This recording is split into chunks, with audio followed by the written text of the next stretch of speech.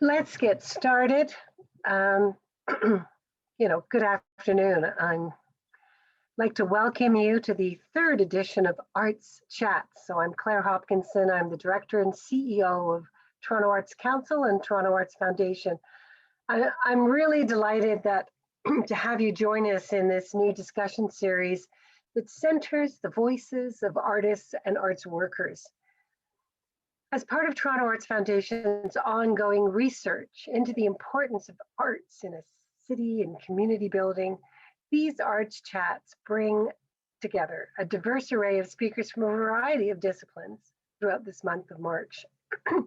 Together, these artists are discussing timely and understudied issues that are affecting them, their practice, and the impact. And this impact will help guide the Foundation's research strategy towards supporting advocacy, programming, and community building efforts across Toronto and throughout the arts sector as a whole. And to date, they've been fascinating discussions. Thank you. And I just wanted to say to everybody who's joined, I hope you're well, and I hope you're able to take care of yourselves as we're in this final home stretch of COVID-19.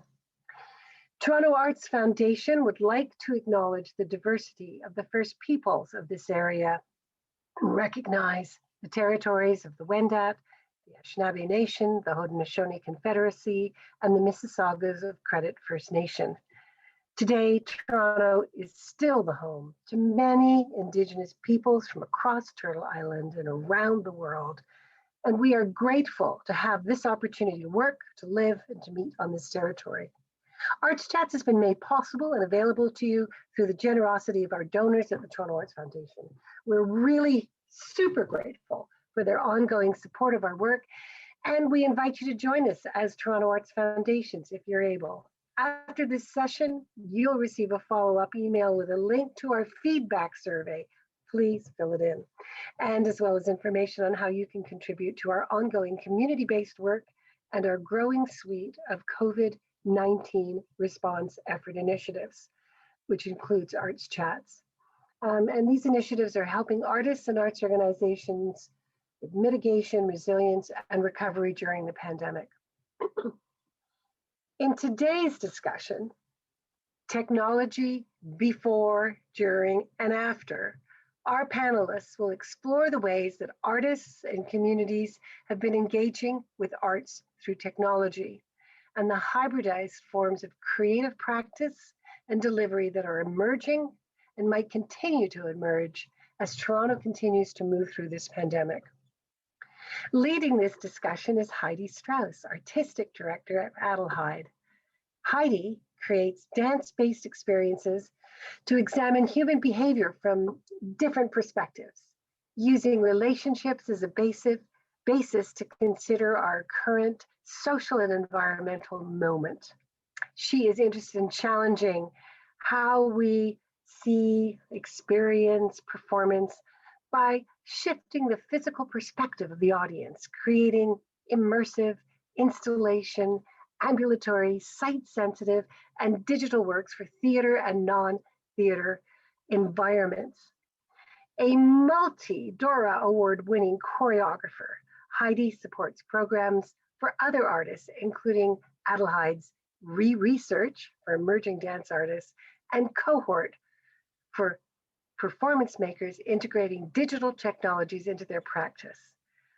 Heidi, we're so pleased to have you. She is also a recipient of the K.M. Hunter Award for Dance. We're also supremely grateful to our other panelists today for their insights. Heidi, over to you. Thanks so much, Claire. Welcome, everybody. Thanks for taking the time out of grant season to be here virtually with us. I'm really excited and eager to open up this Zoom living room chat to you and this incredible group of artists and thinkers that have come together. It's going to be a conversation that runs really like a conversation, so there'll probably be moments of people thinking and pausing to think. The group is made public. It's a focus group really made public, and your ideas and questions and comments are welcomed in the chat. But because of the short window of time we have for this conversation that could go very far, We likely won't have time to respond to them directly, but they are important, and they're important to the research that the foundation is doing. They will be recorded as part of this. I want to say how happy I am to have Marcia here doing ASL interpretation, and Jessica's doing captioning, and there's a captioning function at the bottom of your screen if you're not familiar.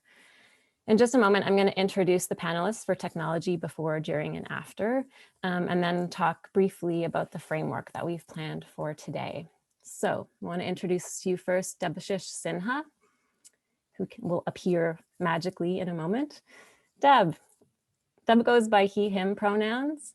Driven by a deep commitment to the primacy of sound and creative expression, Debashish Sinha has created numerous audio and music-centered projects across Canada and internationally. Sound design and composition credits include numerous works for Peggy Baker Dance projects and productions with Canada's premier theatre companies, including the Stratford Festival, Soul Pepper, Why Not, and many others. His live sound practice on concert stage has led to appearances at MUTEC, the Guelph Jazz Festival, the Banff Center, the Music Gallery, and other venues. Sinha is a committed educator and is currently researching sound production using machine learning and AI, funded by the Canada Council for the Arts. Ian Garrett, welcome. Ian Garrett goes by he, him pronouns. Ian Garrett is a designer, producer, educator, and researcher in the field of sustainability in arts and culture. He's the director of the Center for Sustainable Practice in the Arts, associate professor of ecological design for performance at York University, and producer for Toaster Lab, a mixed reality performance production collective. He maintains a design practice focused on ecology, technology, and scenography. Nick Greene, welcome. Nick goes by he, they pronouns. Nick Greene is a Dora and Sterling Award-winning playwright and the creator of the Social Distancing Festival. As a playwright, favorite credits include Body Politic, Lemon Tree Creations, Buddies in Bad Times, and a recipient of a Dora Award, Every Day She Rose, co-writer, Nightwood Theatre, Dinner with the Duchess, Next Stage, Living the Dream, CMTP, Sheridan Theatre Sheridan, Fangirl, Musical Stage Company, In Real Life, Theatre Sheridan, Musical Stage Company, and The Fabulous Buddha Boy, Guys in Disguise, and winner of a Sterling Award. Nick has been part of the Stratford Festival's Forster Bernstein New Play Development Program, the Factory Theatre's Natural Resources Unit, Nightwood Theatre's Right from the Hip, and Sheridan College's Canadian Music Theatre Project. Sagan Yee. Sagan goes by they, them pronouns and is an artist working in indie and experimental animation and video games. From 2016 to 2020, they were the executive director of the Hand-Eye Society, a nonprofit dedicated to the exploration of games and playful media as an art form. Currently, they are working on a hand-drawn video game about gentrification, an animated short film about Prohibition-era cats, a bunch of short stories, an artist's commission on basic income, and just staying afloat. The arts today. Over the last year, for many people, aspects of working life was able to continue in different ways through digital means, from rehearsing remotely to mobile banking, to connecting in conversations through formats like this. The first chat in this series was Shifting to Digital, Obscuring Equity. It was a great conversation, and I want to begin by saying something that's completely obvious, but that there is a lot of work to be done around access, digital justice, and equity. As technology continues a very fast-paced run forward, that work becomes more urgent. In this chat, we're focusing on what is, potentially will be made possible by technology, how it connects people in collaboration, creation, and beyond, how space, site, distance can be reimagined by it, how it is enabling hybrid forms of practice.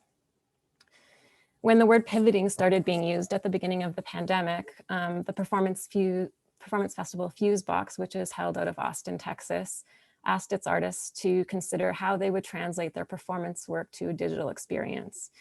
It was April 2020, and I listened to the guest curator, who is Australian-based, Jeff Kahn, on a podcast, and he talked about recognizing that this pivot to digital sharing, exploring liveness online, while new for many in the performing arts, is not new, and that there have been artists working expertly in this way long before COVID made its appearance. So today we're here with some experts, some Toronto experts. And so we're going to talk about the potential offered to us as creative thinkers and makers by technology, by those who are working and thinking in this way before March 2020. We're talking about what technology allows, the openings, experimentation, connection with people, and where ideas have a chance to grow in unexpected ways with surprising results.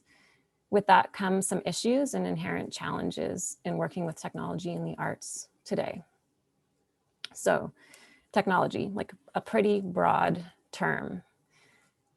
Let's start by talking about when we're talking about technology as it relates to your art practices and work. What are we talking about?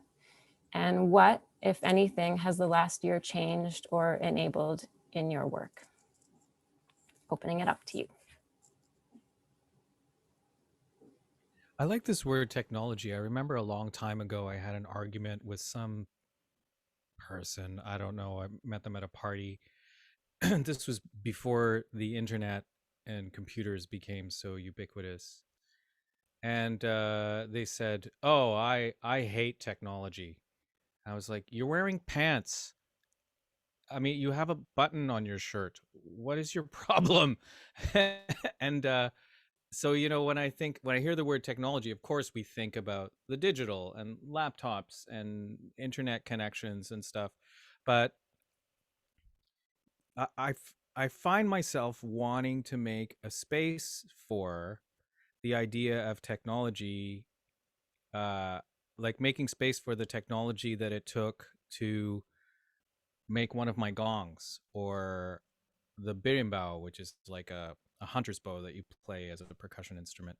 So one of the things I've been kind of, I don't know how useful this is, but one of the things I've been kind of navigating in my work, especially since the pandemic hit and everyone's talking about technology, is making space for the technologies that are already around us, and that are simple and rooted in time, because I think I know why I wanted to talk about this.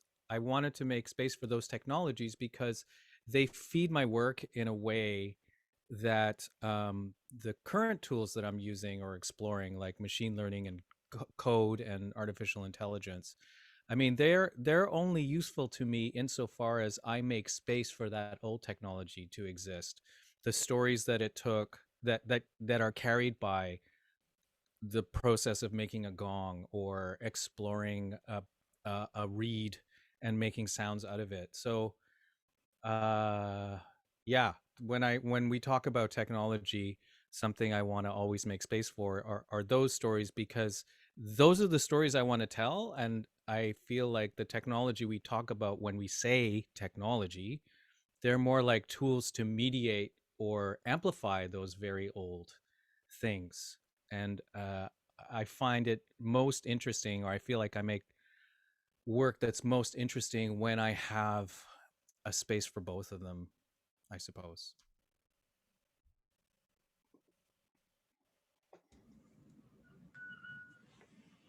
If I could jump off of that a little bit, or jump off something.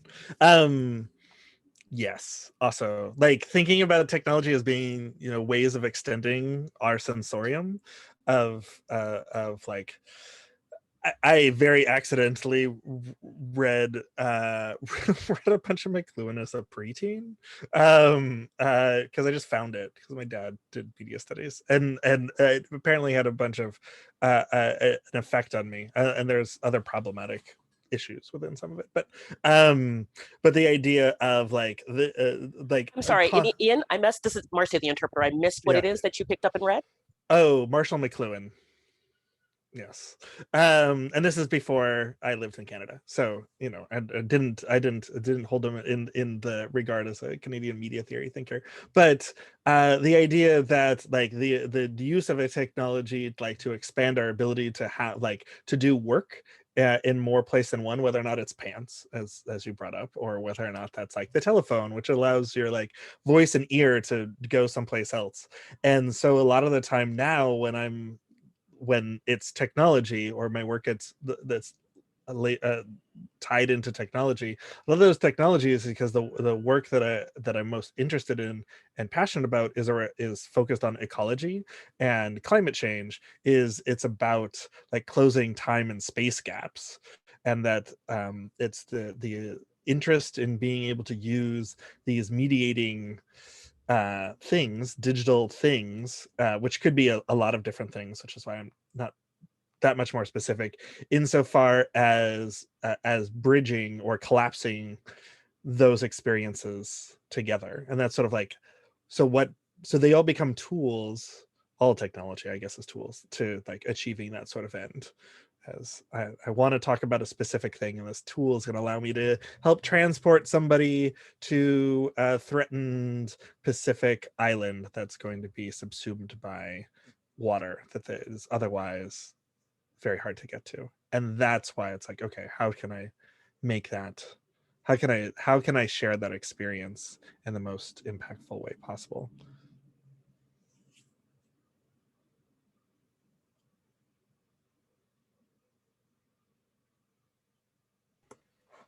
So this is the question about technology as it relates to our practice and work. So I think the difference for me is that I went from being about 80% working from home to 100% working from home, which hasn't been great for me. There's a joke about how when it comes to work, you log off the bad screen and then you go home to the good screen, and now both the screens have merged into one screen. And that's been an adjustment that I've had to make, because everything I do for a living, or even most of the stuff I do in my free time, is online or on a computer anyway. So it's more just the volume of time I spend in front of a screen that's increased, rather than the actual type of work that I do or how I do it. When I ran Hand-Eye Society, the video game nonprofit that was mentioned, our original mandate was actually back when it was founded in like 2010.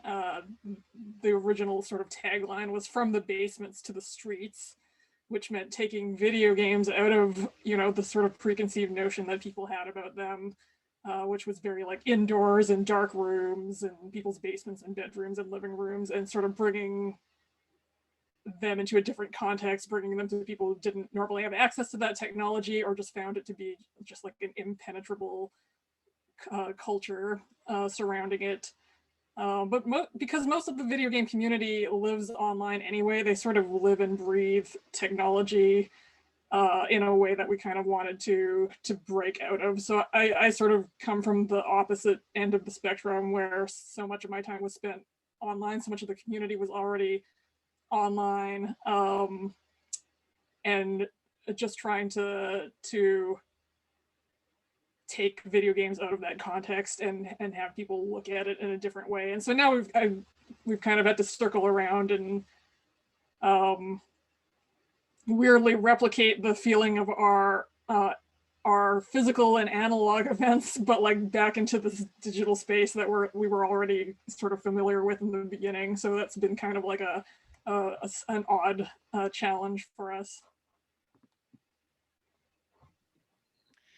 I'd say in terms of my work, I look at it on sort of two different levels. On one hand, there's the work I've been doing with the Social Distancing Festival, which really is a response to and reflection on sort of technology and the presentation of art. And so, you know, that's really mired in how those two things intersect.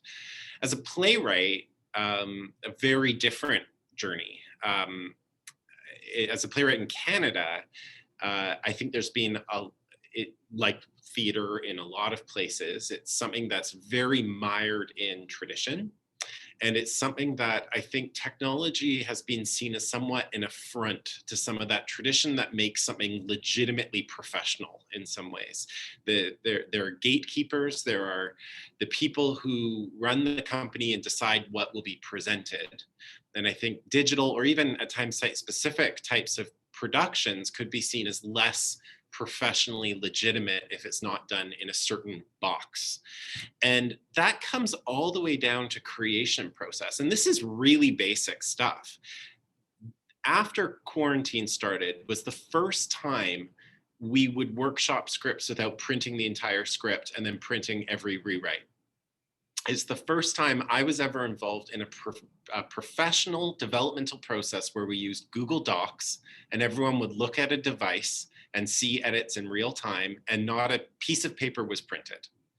And how long has this technology actually been around?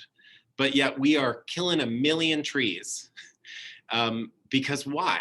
And now it's a necessity and something that makes me think, well, I hope we don't go back. We absolutely shouldn't. But that right there is such a simple example of how technology has become a part of a creation process. And I think it speaks to, this has been a big wake-up call to the world of theater, and this relates to the Social Distancing Festival, and going, these technological explorations of theater, of art, are professionally legitimate. You know, those traditions aren't required. We don't need to all sit in a room together to professionally workshop a show.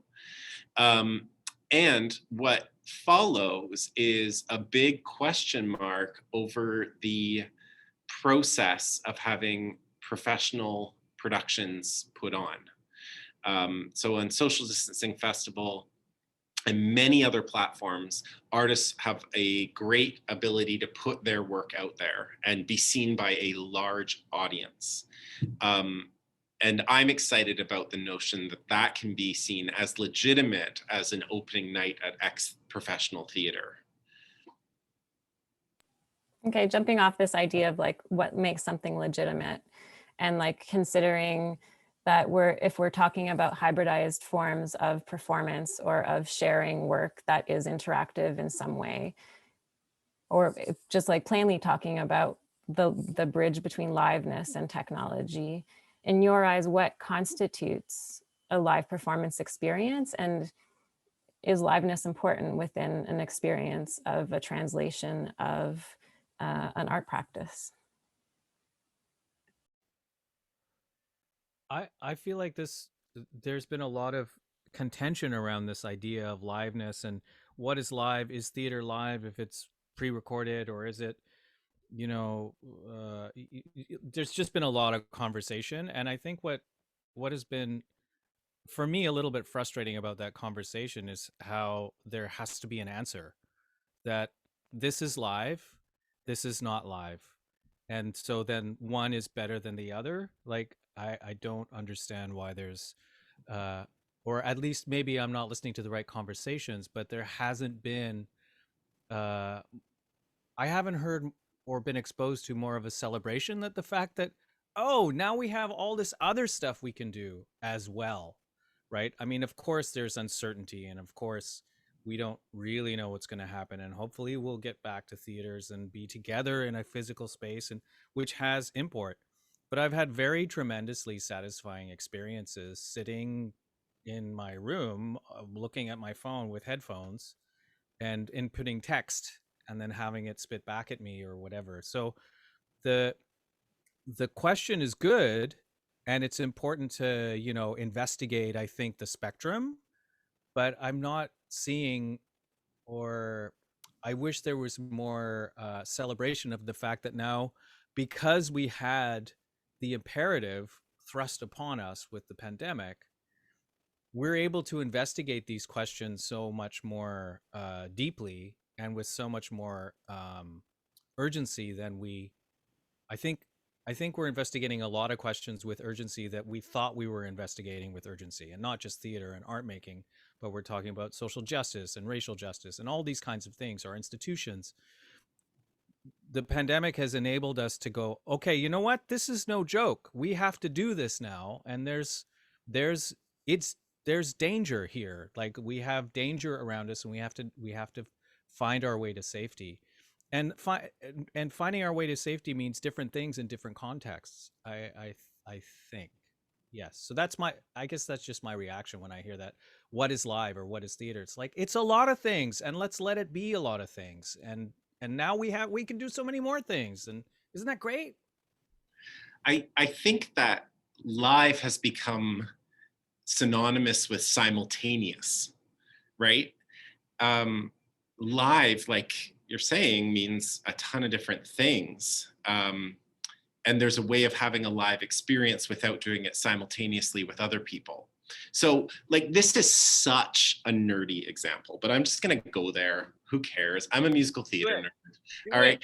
See Stephen Sondheim's Birthday. Okay.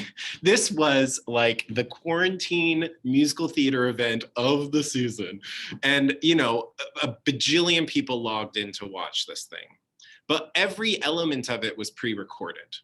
But all of those pre-recorded elements were one shot and filmed live. And then the experience of these pre-recorded videos was live. And the comment, you know, as Sagan told me, it's called zoomies, you know, the comments zooming through as people experience it. And then that is recorded. And then you can watch that later and watch a live response to live performances. And I didn't do that. I logged in when it was live streaming, but I would guess that it's as exhilarating, as connecting, as significant an event. And I'm sure there's much more pure forms of theater out there that we could have given a way better example, but that's the one that comes to mind. Live doesn't have to mean simultaneous. Yeah, what you're describing, the recording of the chat window as part of the experience, as you might, like, you know, when there's recordings of a live concert, they include the applause and the cheering of the crowd. That's the same effect that you get when you record the chat, and that's a pretty common practice with Twitch streaming, which is big in the video game community.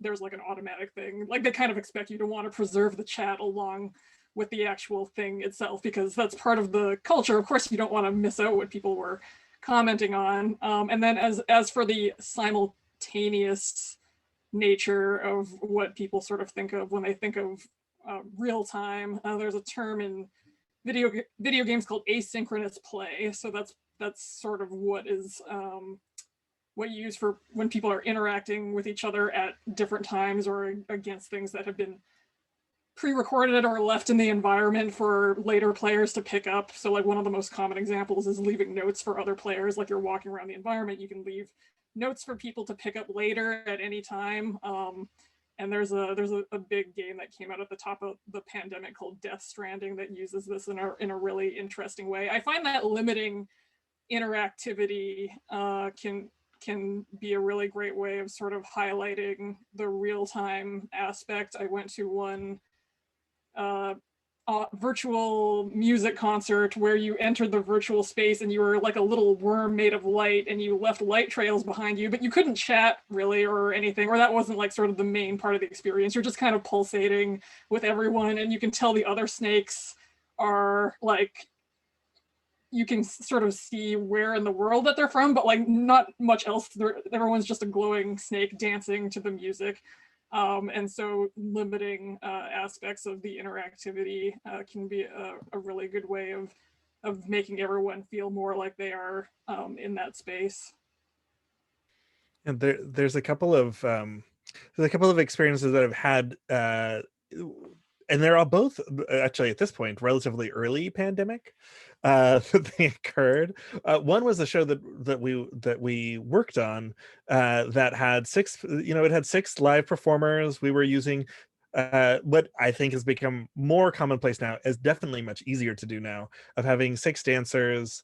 Everybody was in a different city. One person was down in New Zealand, and figuring out how to do that without using Zoom, like breaking Zoom, because this is June, so after a couple of months of work on it, it's just like tired of seeing everything in boxes. And it never worked fully until like the public presentation of it, and then we got to that, and then I was like, oh, that could have just been recorded. Like there is nothing that was benefited from it happening synchronously, because it was just like too polished at that point. Like there was nothing that felt like it needed.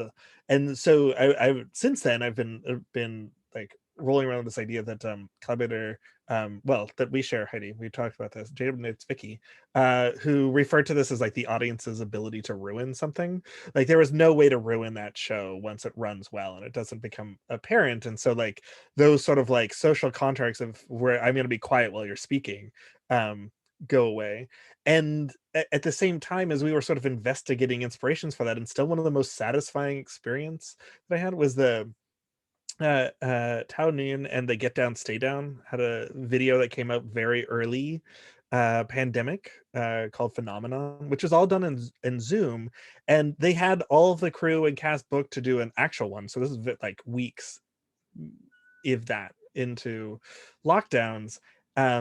And they instead used the time that they had been shooting the music video they intended to, with everybody sort of choreographing things across like how to use Zoom. And there's so many clever things with like rearranging the way that body parts are, that like the feeling of the connection between those performers feels so live, even though it is quite obviously a pre-recorded thing. It's just like how did they accomplish that? And those sort of marvels, when I think of liveness, I think of like, oh, it's a marvel that this was able to be pulled off without pre-recording it. And so it's like those ideas of what you can ruin, and that it's like looks like it shouldn't work, are the two things that like we're sort of chasing with a lot of the projects that we're sort of working on. Yeah, and it's harder to do now because like the main change that we've actually had in our projects, we've continued to be actually busier because we work with a lot of media, so people are interested in a lot of media, is that I now do everything from this chair. I feel like the in the spy movie, the handler in the van, where I'm just like on the phone with somebody in some exotic location. This has been in New Zealand and in Venice and in Philadelphia, and it's like, yeah, I've just been here. But the work has gone there, and it seems to have gone well, I hear. Yeah, I think when you're designing an interactive experience, you're really looking for opportunities for interesting friction and emergence.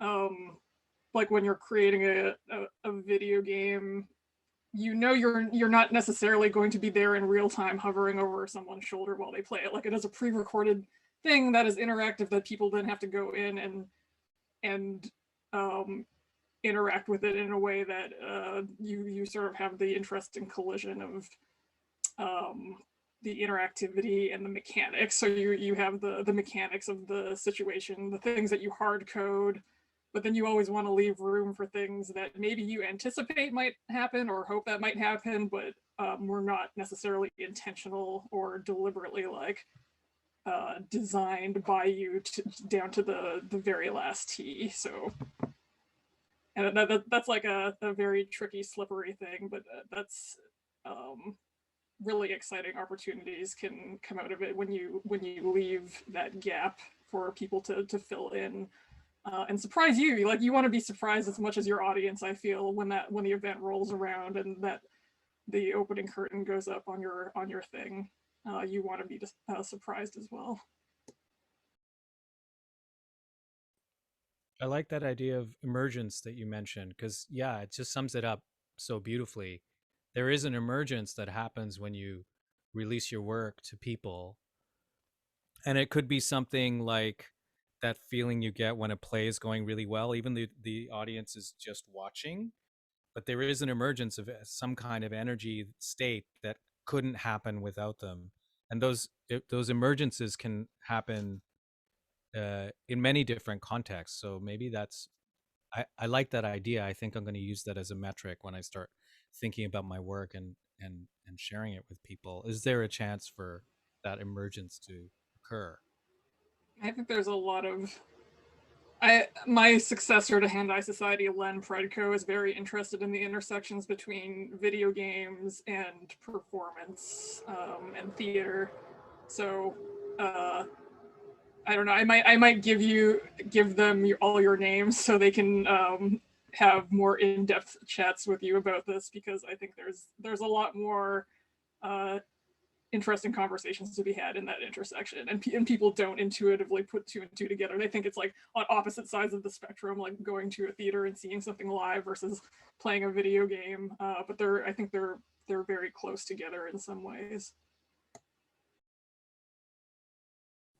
I think this idea also of being able to be a part of something and not be there to be a part of it is a really important aspect of things. And if we look at like the sort of transit of people out of, or the commute or the move of people out of major centers in this period of time to live in a different city or a different community, if we look at income precarity that people are in because of the pandemic, and then we look at like also the corollary to that, if you're working in tech, what are the things that you need, like the hardware you need to upgrade, the software you need to update, what project is compatible with what, and how they are working or not working. And there's a degree of learning that is like necessary all the way through. And I think that when we talk about learning, like the research, Deb, that you're doing with machine learning and AI, it's like you're doing that research, but you're the one learning. Like it's the human behind the thing that is making the thing be the thing,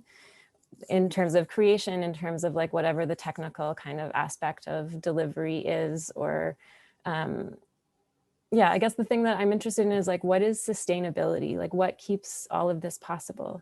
Is it the capacity for us to still connect in different kinds of ways through an online format? Is it possibilities of relationships with other sectors, commercial tech sectors? Is it looking like favorably in a sort of positive ecological way at like what technology allows us to be affecting in terms of bringing people closer together, bringing art closer to people in different kinds of ways without a massive carbon footprint. Maybe there's something in there. I feel like I have to respond to that as the sustainability researcher. Okay, so one of the pre-pandemic, one of the thought experiments that we often put out there, and why I find asking this question within the arts is interesting, is that you could create an artwork, a performance that is the most affecting thing that gets everybody to change all of their habits, that ever sees it. It just like hits them right there. But you could, in not considering like the impact of the thing itself that you're creating, you could make it out of a pile of burning tires, and which is objectively bad for the environment. You should not burn tires. If you take nothing else away from this session, please do not set tires on fire. But in an arts context, there is a question of whether or not like the way that you're communicating, establishing what's happening, of like what are the trade-offs there. Like it's complicated. Because you'd say that the performance objectively good if it's getting everybody to change behaviors, and the burning of tires objectively bad generally for the environment. But once you start putting those things together, it gets complicated. One of the things that we've done a couple of we being the Center for Sustainable Practice in the Arts have done a couple of have been doing footprinting for a while. We did a project with the NAC around the Green Rooms presentation that happened in June, around looking at comparing the carbon footprint between that event, which went all digital, versus like a hubbed digital, like distributed model that was designed to not require people to fly around, and then a version where everybody would have been asked to go to the NAC in Ottawa, and found that the majority of it, like moving to the hub model, we were very excited about it because it was like going to be a 78% estimated carbon reduction, but then it was like 99% reduction by moving it all online, because then you're really just dealing with power, depending on where the people are. The power, like Quebec has very clean power. Canada averages out better than the average in the world. Ontario is pretty clean, so that's like the power impact of that actually ended up, like the emissions for it ended up being relatively low. But there's still like what I hope for the sustainability thing is that like we're still interested in like asking the questions that like we have identified that there is like not all of the things that we want to do right now that we've been required to do in the performing arts over the last year especially, are how we want to perform or the way that we want to engage with audiences. Just like before that, we're like thrust, proscenium, site specific, like name a number of conventions of the way of presenting work. And I think that like the sustainability is continuing to ask those questions, because sort of where I land with things is that if we sort of accept that society itself is a performance, like there's no natural law that requires us to like organize the way that we do, then like what draws me to working in these realms is that it gives us the ability to perform how we want society to be. And I think that as we're dealing with technology or not, that continues to be something to interrogate. I'm just glad to have a lot more people who are invested in interrogating the technology question of where it does fit, and I hope that that continues to going on, and that we take the benefits that we have for going paperless, for reducing energy costs. But that's not to say that like that is the solution, because I think that there's something very intrinsically important to the other ways that we were working, and we're gonna, you know, I'm never gonna see the answer to that question, but we'll continue to ask. In terms of what keeps this practice going, I think those comments about sustainability, I mean, that's not my area of expertise. They sound very compelling. Interested in learning a lot more about that. What I can speak to is I hope that it keeps going in a sense, not because it needs to, because that means we can't enter buildings and congregate, but that there are things that have emerged in this time that are good and that we can consciously continue and have the support to continue. So my experience through this, someone who puts up a lot of people's work in the Social Distancing Festival and is now involved in producing new work with artists through it, is that I think that institutions, theater or artistic institutions have suffered a lot through this, but artists have gained a lot through this. And creators have gained a lot through this in terms of innovative practice and collaboration, in terms of having their work shared on more global scales, and having a lot more agency over how it's shared, in networking and benefiting off of artistic practices that they otherwise maybe wouldn't have come across. So like, for instance, in my current project with the diplomatic missions for Canada across the US, we're pairing up Canadian and American artists to collaborate over long distance to create new work. And there's this huge ripple. I mean, beyond the artistic impact of meeting a new artist, interdisciplinary, creating new work, there's also this ripple as I see people share their work, and they're sharing their work in networks that otherwise wouldn't have necessarily come across their practice. In a way that is professional, that's compensated, and has some rigorous organization standing behind it. So in order for that to happen, there has to be a shift in funding and a shift in what is perceived, as I said before, as sort of a professional, legitimate presentation. And if that shift can occur with less emphasis on the institutions deciding what's going to get that full funding and that full production, I think there are a lot of practices that can continue beyond this. Like Stephen Sondheim's birthday. I'm just kidding. That's not actually the best example I have, but I'll leave it at that. Can you talk a little bit more about the Social Distancing Festival? Sure, yeah. So socialdistancingfestival.com. It's a website I created on March 13th, 2020, the day that my a workshop production of a show of mine was canceled. And it started as a Facebook post just saying, this is a place where let's have deadlines and let's keep having an outlet to share work that's in development and is now halted, knowing that I cannot create if I don't have some way of sharing it. And very quickly, it picked up a lot of momentum, hundreds and hundreds of submissions in the first sort of month of it being up. And so it remains an online festival that shows work in theater, musical theater, opera, visual arts, dance, and music, and takes submissions from all around the world of work that otherwise wouldn't have had any sort of presentation. And now we're also engaged in long distance collaborations. So Connecting Perspectives, which is the one I'm doing with the diplomatic missions for Canada across the US, premieres in about a month on the website. And those are the types of projects we're now kind of more focused on.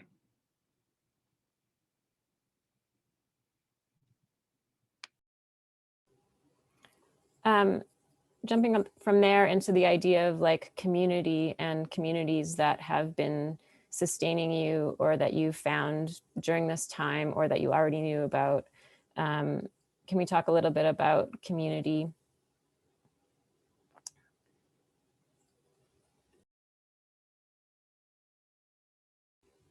Community building, places that I think you were talking before when we spoke about Gathertown, Deb.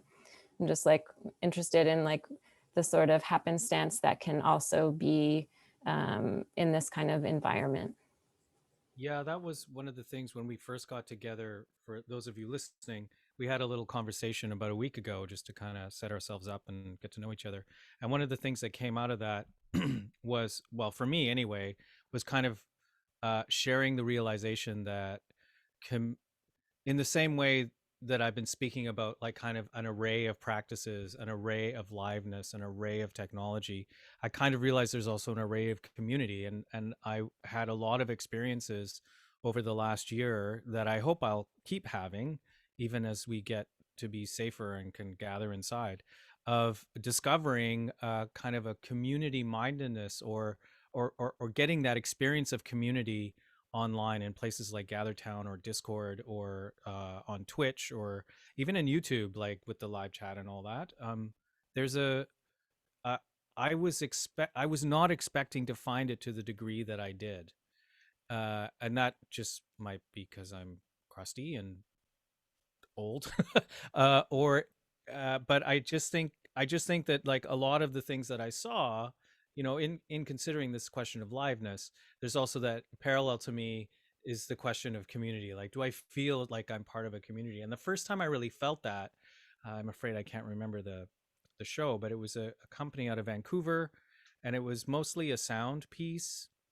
And I think I'm so sorry I can't remember it, but they just posed a bunch of questions to us, and there was a soundscape, and we answered all these questions, and it was just like this thing that happened, and I kind of felt like, oh, is this a just like a web page I'm going to? And then, but then, you know, live music started happening, and then slowly the whole thing kind of morphed, and I realized like everybody that was there in that room at that time, we were all there answering these questions. And at the end, there's this beautiful denouement that was all our kind of answers came back to us in this way. And it was very clear that it was not just a pre-recorded thing. This was like people had input these thoughts and these feelings in real time, and they kind of came back and fed you.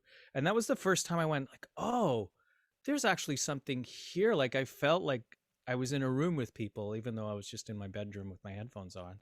So that realization of, or that experience of community was something that I think maybe other people on this panel had already had the experience of, but it was very new to me and very exciting. And I hope I can keep that and add it to my repertoire of communal feeling.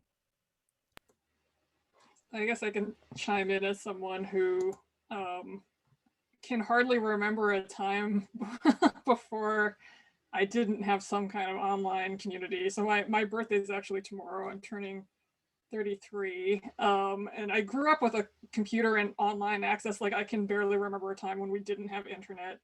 And I grew up in suburban Saskatoon and like didn't get my driver's license throughout that whole time. So I would just be indoors all the time, like arguing with strangers on the internet and making art. Like I would make pictures and art tutorials and put them out there. And sometimes I would get paid in virtual currency through like Neopets or whatever weird 90s platform was attracting kids to play it in those days. It was just, it's very bizarre to talk about now because, yeah, now that I'm thinking about it, like that sense of online community never really went away. I think I mentioned in our previous talk that I'm in about 50 Discord servers right now. So, because it's kind of ballooned after the pandemic. I have my work servers, of course, but then I have my writers group servers, I have my video game servers, my activism servers, and it's just like little worlds that you kind of bop in and out of. And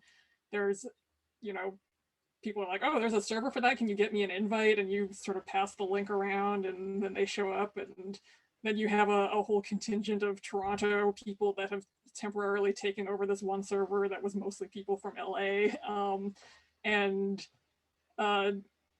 Yeah, it's just I think I kind of made the comparison that like I don't see the internet as a tool so much as an ocean. Like it's very much to me an environment with its own culture and its own ecology, and cultures within cultures, like a lot of sub microcultures, which is like what really lights my brain on fire is trying to find these sort of tiny corners of the internet where weird things are happening and nobody really knows about them. You know, like a hole in the wall restaurant or a club that like you kind of discover for yourself and no one else really knows about it. And you know, you can't, that's kind of lost right now with lockdowns and everything, but that you can always get that on the internet, I find. And so for me, it's unlike a hammer, which is a really obvious tool. You know, like each end has a specific purpose and you apply the tool to something with a deliberate end goal in mind. For me, it's more something you kind of use intuitively. You can navigate it, you can try to channel it. There's ley lines and currents that you can kind of observe and kind of make those patterns work towards a certain end. Like I've had a few things go viral. I made a Twitter bot that now has 12, almost 13,000 followers now. And just like watching those things kind of blow up, I kind of know how to make that happen now. And it's like, I can see other people who are really, really good at it and they have like millions of followers or whatever. And again, that's something that you can hope for and anticipate and work towards and make opportunities to have happen, but you can never really like force it to happen. But just like learning the ins and outs of how to do that sort of thing, it is kind of a skill that you can learn, but it's also a little bit magic and intuitive too. And I think you can't really force people to use or to navigate this ocean in any other way other than the one that they're going to discover for themselves. So trying to sort of meet people where they are and not sort of be like, here's this space and you're going to come here and have the exact experience that I plan for you to have. It almost never works that way. And I think all the hugely popular social media platforms like Facebook and Twitter, like I don't think that's always something that they hope will have happen, that they sort of blow up and become and monopolize everyone's eyeballs. But I don't think they can control for that. And I don't think they know what to do with that power when they do have it. And eventually they're not going to have that power anymore and something new will come along to take its place. So it's a very strange and mutable landscape that I think if we are going to try and like teach anyone how to thrive in it, it will have to be with that sort of holistic, flexible, mutable concept in mind. You're like process-based. Everything now is process. Like we're all in a process of dealing with the situations that we're in and recognizing that there's aspects to what was before that is going to be a part of what will be later, and that we're sort of in the middle of the digestion process of figuring out what that will be. And so what do you think it will be? Like, what do you think is next? What do you want to be next? What are obstacles that you see? What are things that you want to see happen? What are your dreams? I think a whole lot of one-person shows about quarantine is coming very soon. Maybe there'll be a whole festival of like quarantine shows.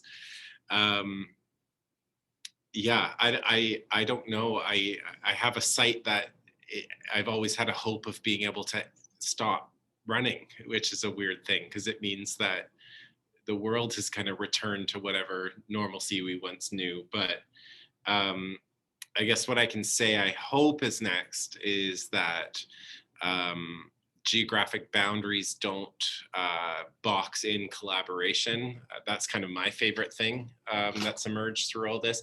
And I'll say, I said before, artists have benefited from this. Let me be clear. Artists have suffered enormously from this. I've lost a lot of work. We've seen huge precarity and fear about not being able to meet our basic needs. What I meant is I think artists have the potential to benefit from some of the things that have, some of the innovation and I think on my end too, like even kind of a basic relationship with technology that's emerged, and how we can see and love and experience live or simultaneous or whatever art from a lot more places. And so that's my answer. I hope that's what's next. We had a project that we were planning on doing before the pandemic that was like early stages, which we had to it was called At a Distance. It was meant to be distanced.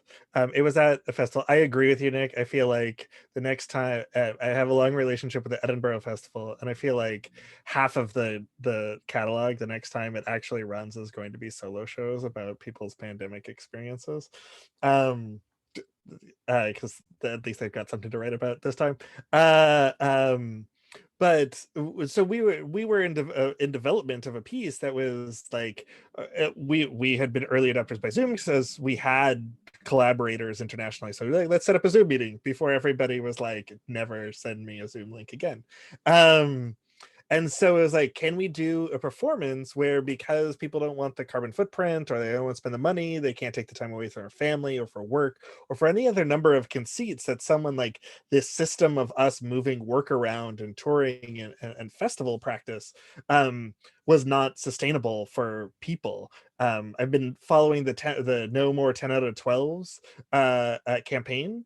And like one of the things that they point out is that, like, especially within an equity framework, that ask like the way that we worked for people who have suffered from oppression and genocide is like prevents from having families. And so like there are huge issues there. So already with all of that in mind, pre-pandemic, like all these technologies that were like, let's use Zoom, let's use streaming VR, let's use all of these different things, let's just use SMS to like have one live performer and then a bunch of remote performers.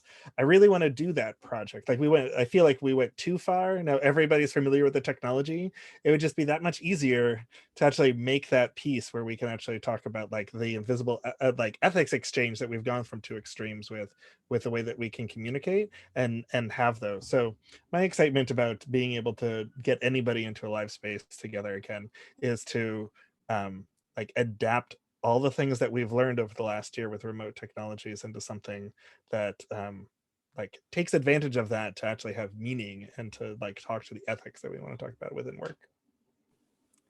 We have to stop there. I just want to thank everybody so much. Nick, Sagan, Deb, Ian. Thank you to Marcia and Jessica too, and to everyone who clicked on to be a part of this discussion, and to the Toronto Arts Foundation for holding these chats. Next week is the last one, established on shifting grounds, and it's moderated by Zainab Amadai.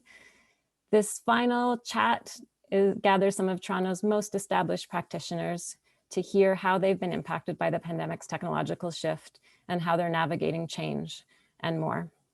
Thank you very much for being here. I'm just going to pass it over to Claire. Well, I just want to say thank you. This was a fascinating conversation. I could listen to it all day, and so I hope we get the chance to talk again. Thank you so much for participating. Heidi, thank you for leading us through this. Have a great day.